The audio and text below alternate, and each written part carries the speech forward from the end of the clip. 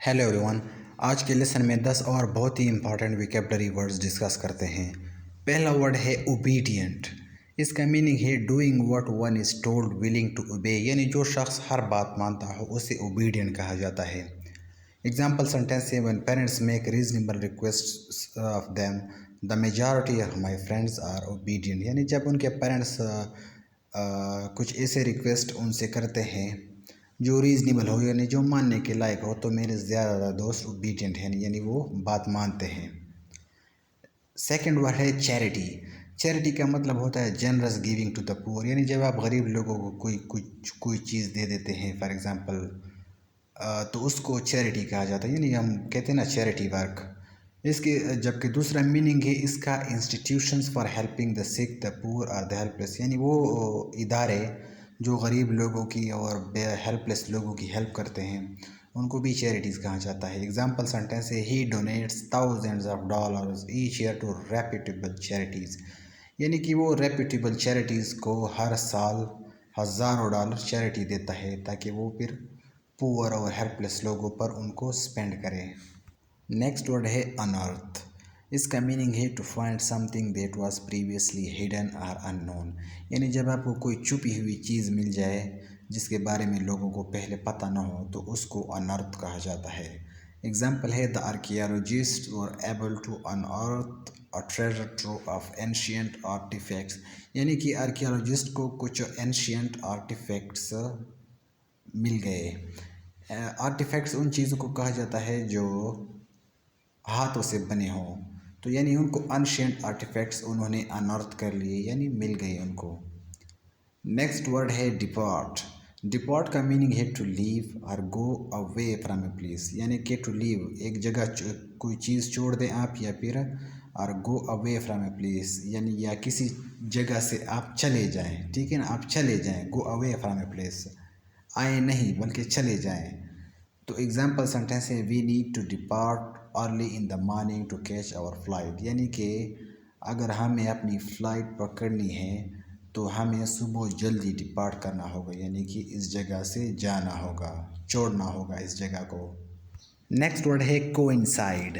इसका मीनिंग है to happen at the same time और इन द सेम प्लेस, यानी कि या तो एक वक्त पर हो जाए या एक ही जगह पर, तो उसको कोइंसाइड कहा जाता है। जब कोई चीज़ एक वक्त पर या एक ही जगह पर हो जाए तो उसको कोइंसाइड कहा जाता है।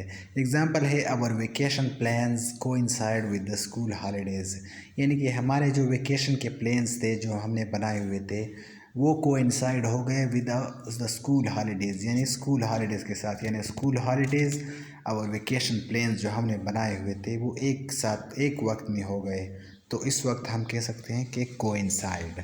नेक्स्ट वर्ड है कैंसल। कॉमन वर्ड है, हम डेली यूज़ करते हैं। इसका मीनिंग है to decide that something will not happen और बी डन, यानी कि ये फैसला करना कि कोई चीज़ या कोई काम नहीं होगा, तो उस वक्त हम कहते हैं कैंसिल कर देना। एग्जाम्पल है I had to cancel my dinner plans because I got sick, यानी कि मैंने अपने डिनर के प्लान्स कैंसिल कर दिए क्योंकि मैं बीमार हो गया। नेक्स्ट वर्ड है डेटर। डेटर का मीनिंग है a person who owes money to someone else, यानी जब आप पर किसी का कर्जा हो तो आप डेटर होते हैं। जब आप पर कर्जा हो, ठीक है ना, आपका किसी पर ना हो, जब आप पर किसी का कर्जा हो, आपने उसका कर्जा देना हो तो आप डेटर होते हैं। एग्जाम्पल सेंटेंस है the bank was unable to recover the loan from the debtor, यानी कि बैंक ने डेटर से कर्ज वसूल नहीं किया, यानी कर्ज उसे हासिल नहीं किया, यानी जिस शख्स पर उनका कर्ज था जो उनका डेटर था। अगला वर्ड है लीजिबल। लीजिबल का मतलब होता है able to be read easily, यानी जो आसानी से पढ़ा जा सके। एग्जाम्पल सेंटेंस है please write your name clearly so that it is legible on the form, यानी कि अपना नाम साफ साफ लिखो ताकि it is legible on the form, ताकि ये फॉर्म पर आसानी से पढ़ा जा सके। नेक्स्ट वर्ड है प्लेकार्ड। प्लेकार्ड का मतलब होता है अ पोस्टर और sign that is used for advertising और इंफॉर्मेशन, यानी कि एडवर्टाइजिंग के लिए लोगों के हाथों में जो इश्तिहार उन्होंने उठाए होते हैं या और कोई इंफॉर्मेशन के लिए जो लोगों ने हाथों में कार्ड उठाए होते हैं उनको प्लेकार्ड कहा जाता है। एग्जाम्पल सेंटेंस है the protesters held placards with slogans against climate change, यानी कि जो प्रोटेस्टर्स थे, जो लोग जलूस कर रहे थे, उनके हाथों में ऐसे प्लेकार्ड्स थे जिन पर ये स्लोगन्स लिखे हुए थे, जिन पर क्लाइमेट चेंज की अगेंस्ट स्लोगन्स लिखे हुए थे। इसके बाद वर्ड है क्लर्जी। क्लर्जी का मतलब होता है the group of people who are ordained और trained for religious duties such as priest, ministers and rabbis. यानी कि मज़हबी लोग जो होते हैं, जिनको मज़हबी कामों के लिए ट्रेन किया जाता है, जिस तरह हमारे यहाँ मौलवी होते हैं, इनको क्लर्जी कहा जाता है। जो मज़हबी लोग होते हैं, रिलीजियस, यानी कि प्रीस्ट पादरी को कहा जाता है जो ईसाइयों का होता है।